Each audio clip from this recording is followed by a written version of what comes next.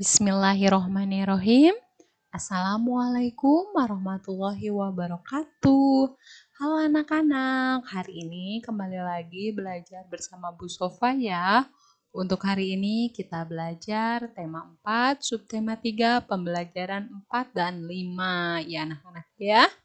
Nah, untuk pembelajaran hari ini kita masih belajar tentang jenis-jenis pekerjaan.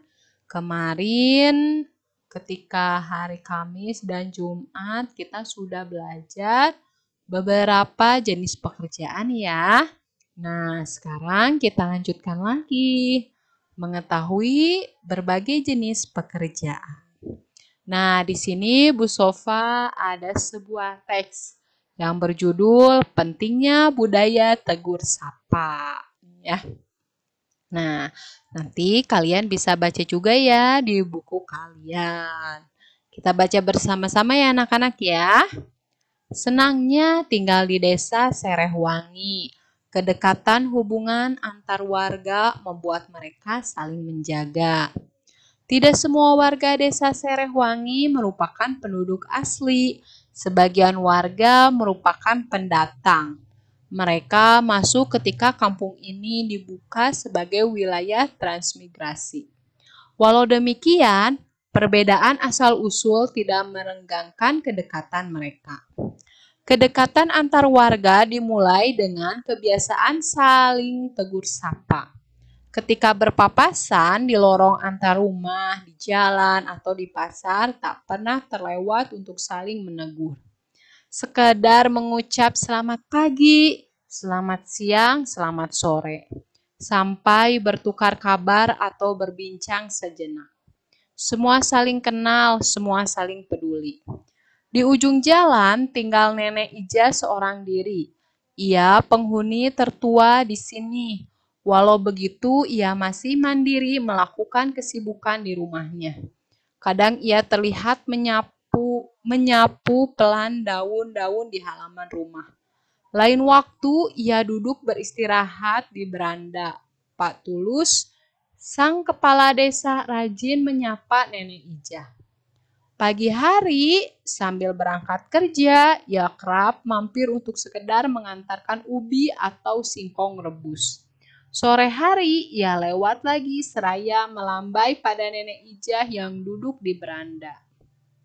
Nah, anak-anak, di beranda itu kayak di teras ya anak-anak ya. Pada suatu pagi, Pak Tulus tidak menjumpai Nenek Ija di halamannya. Sore harinya, beranda rumah Nenek Ija masih tetap sepi. Pak Tulus menyempatkan untuk singgah. Pak Tulus mengetuk pintu tetapi tak dijawab. Pak Tulus membuka pintu dan melangkah masuk. Betapa terkejut beliau menjumpai Nenek Ija terkulai lemas di depan ruang tengahnya. Diraba dahinya terasa agak hangat. Rupanya Nenek Ija sakit. Pak Tulus menyesal tidak menyempatkan mampir tadi pagi. Namun belum terlambat. Pak Tulus mengajak beberapa warga membawa Nenek Ija ke dokter terdekat. Pak Tulus mengatur jadwal warga yang akan bergantian menjaga Nenek Ija sampai pulih. Tidak ada warga yang menolak. Semua sukarela membantu. Mereka tahu kelak suatu ketika mereka dalam kesulitan pasti akan dibantu. Budaya tegur sapa menjadi perekat warga. Budaya tegur sapa membangun kepedulian terhadap sesama. Ya, nah inilah anak-anak cerita tentang pentingnya budaya tegur sapa. Di sini juga ada satu jenis pekerjaan. Nah, pekerjaan apa sih Pak Tulus? Nah, pekerjaan apa yang diemban oleh Pak Tulus ya? Nah, Pak Tulus ini memiliki pekerjaan yaitu sebagai kepala desa ya. Nah, kalau kayak kita di Kota Bandung itu kepala desa itu seperti kepala lurah ya. Desa itu setara dengan lurah ya anak-anak ya. Di sini Pak Tulus ini harus memberikan contoh kepada warganya, karena kepala desa ini dilihat sekali segala perilaku atau tingkah lakunya. Makanya sebagai kepala desa, Pak Tulus itu harus peduli kepada Nenek Ijah, karena Nenek Ijah ini beliau tinggal seorang diri ya di kampung tersebut. Nih anak-anak ya, dari setiap cerita pasti kita dapat mengambil hikmah ya anak-anak ya. Nah, untuk judul cerita ini apa sih anak-anak ya? Nah, judul cerita ini yaitu apa? Ada nih paling atas, yaitu pentingnya budaya tegur sapa. Nah, kira-kira tokohnya ada siapa saja sih anak-anak ya? Ada Nenek Ija, Pak Tulus, dan juga warga desa. Nah, bagaimana sifat dari masing-masing tokoh?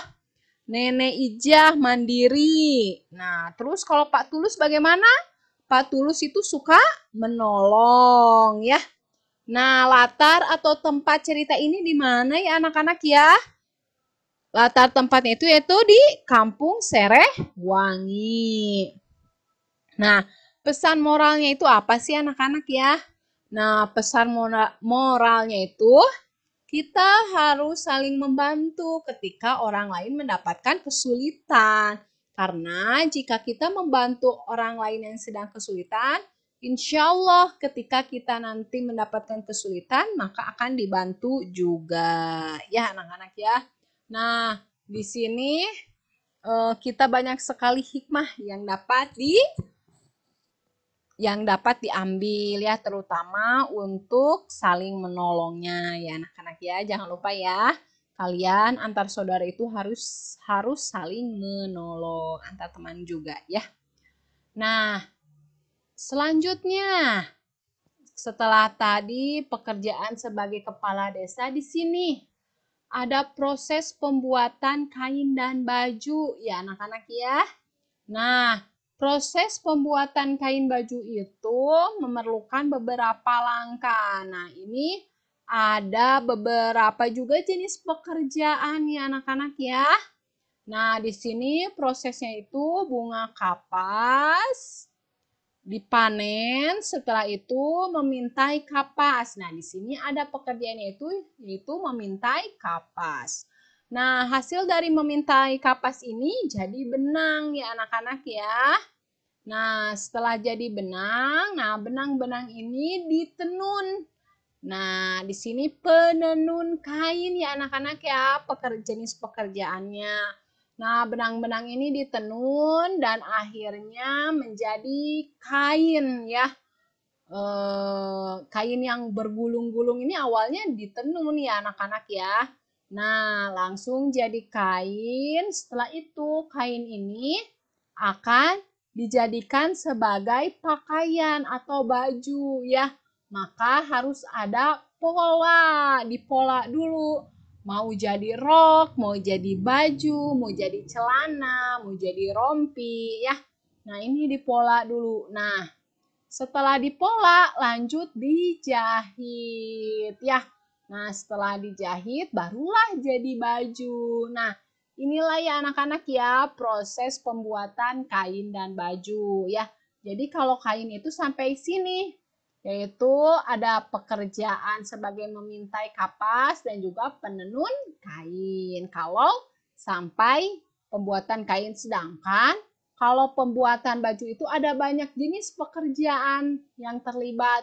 Memintai kapas, menenun kain, membuat pola baju, dan penjahit. Jenis pekerjaannya menjahit. Orangnya disebut penjahit. Ya anak-anak ya. Nah, inilah dari pembuatan baju saja kita sudah banyak mengenal jenis-jenis pekerjaan ya anak-anak ya. Jadi pekerjaan yang ada di lingkungan sekitar kita itu sebenarnya sangat banyak sekali anak-anak ya. Nah, mungkin kalian juga bisa mencari tahu lagi nih jenis pekerjaan yang ada di lingkungan kalian selain yang apa sudah Ibu terangkan ya anak-anak ya.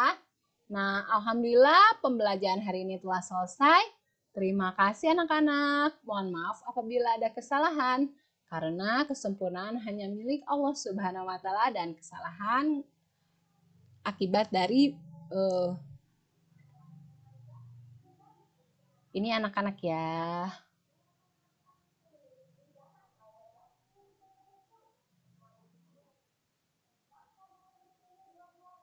Mohon maaf anak-anak, ada gangguan sedikit.